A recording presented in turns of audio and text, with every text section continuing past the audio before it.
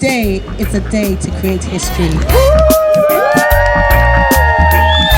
Today is the day that we, as Africans, stand proud, hands up, knowing who we are. It's a day honoring Thomas Sankara, who was the leader of Burkina Faso, killed in 1987. Sankara, Thomas Sankara, Capitaine Sankara. Thomas Sankara was a staunch Pan-African socialist, feminist, and environmentalist. This is Thomas Sankara Day. He was a visionary leader who called for debt cancellation for his people. Qui ici ne souhaite pas que la dette soit purement et simplement effacée? Celui qui ne le souhaite pas, il peut sortir, prendre son avion et aller tout de suite à la Banque mondiale payer.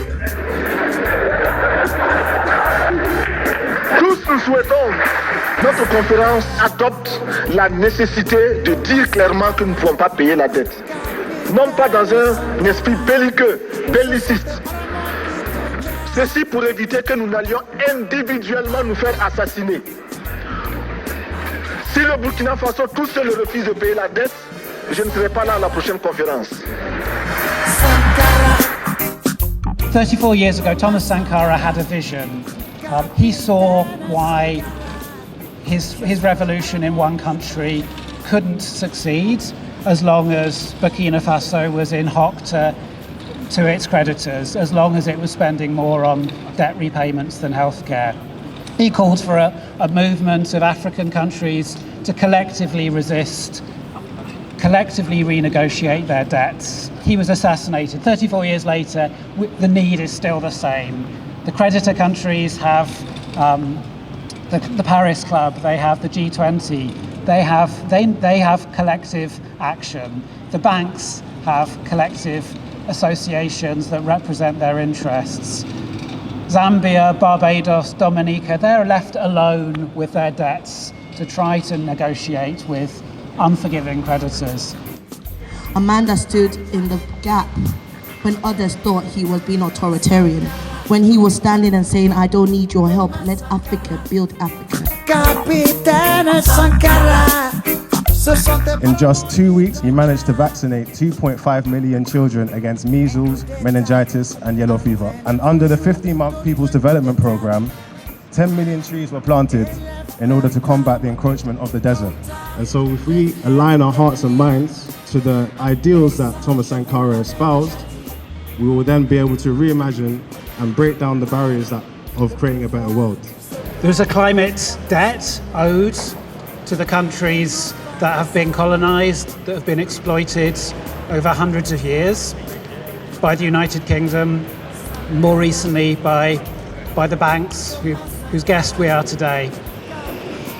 It's a climate debt that has been accumulated over centuries in the labour, the sweat, the blood of enslaved peoples, of pillaged environments, of extractive capitalism that has sucked the lifeblood out of communities, environments around the world, that has left them in poverty, and that has caused the climate crisis that is now engulfing all of us, even in privileged countries like this.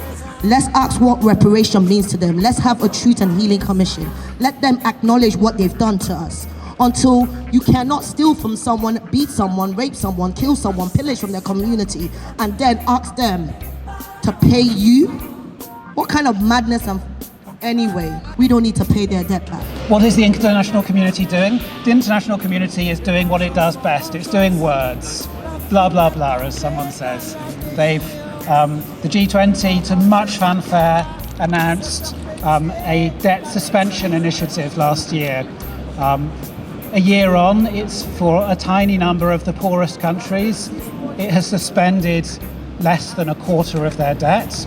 Banks have suspended 0.1% of their debt. Slightly richer countries like Caribbean islands have received nothing. Even these poorest countries must pay it all back in a few years later. It's a suspension. They recognise the suspension. G20 recognised a suspension is not enough. So they introduced a common framework beyond the suspension to restructure debts. In a year, the debt restructuring initiative has restructured 0 debts. This is talk.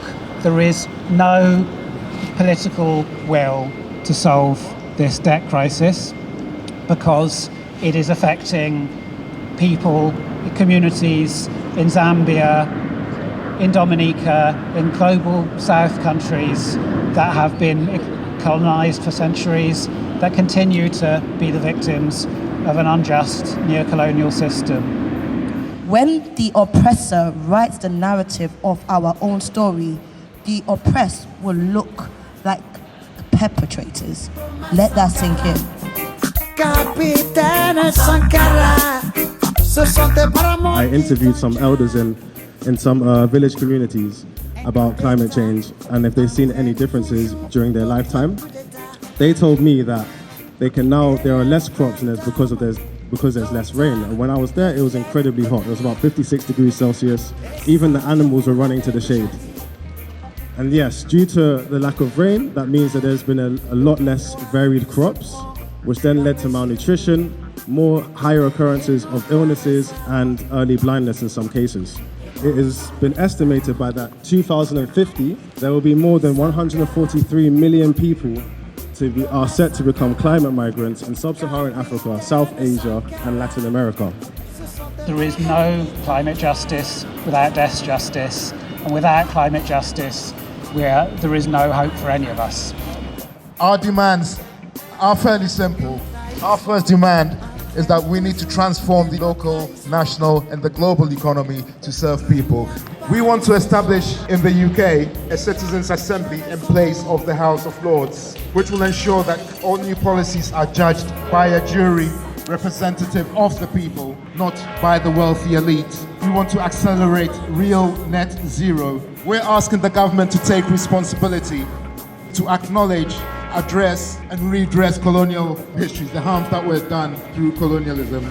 We must begin a reparations process and compensate for the loss and damage among the poorest nations in our world today. We need to protect workers' rights and invest in the skills we need for a thriving, sustainable economy.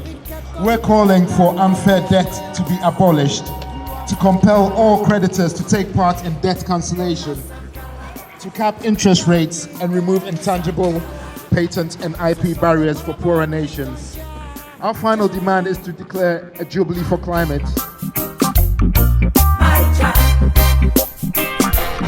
Hi, my name's Rob Callender and I'm on top of St Paul's Cathedral right now, where we've hung a giant banner declaring a Jubilee for Climate. Beneath me you can see in that square is Paternoster Square. That's where the London Stock Exchange is. So we're here, we've chosen to be here. Behind me you can see the City of London. We've chosen to be here because we believe that we have the solutions to climate change already. And they're in a few places. Mostly they're in all of us. They're in collective action. We need solidarity, and solidarity needs to start today. It needs to start on the ground, from communities, from networks like Africans Rising. And I want to leave this last message, very simple message. You'll know when something is being done about climate change because you will be doing something different. And until then, as Greta said, it is all just blah, blah, blah. You knew when COVID-19 hit because you were doing something different. Now, I don't want there to be a lockdown. It doesn't need to be a lockdown for climate. We need a Jubilee for climate. We need to feel like we're all part of a massive effort to create a new world and renew and allow the world to renew itself.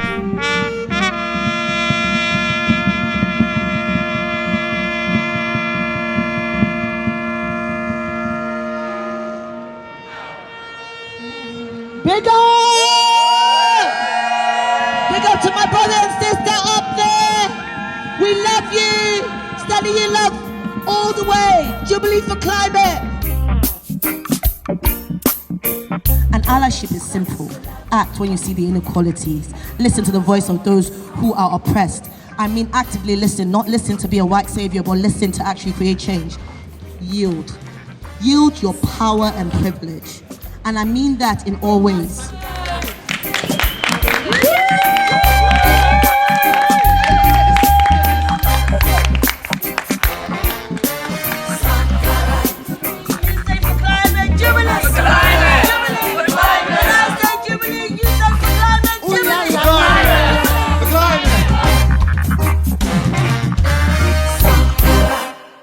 Mais c'est vrai. C'est la raison pour laquelle nous sommes obligés de lutter contre l'impérialisme et ses manifestations. We are Africans rising. This is the Jubilee for Climate campaign.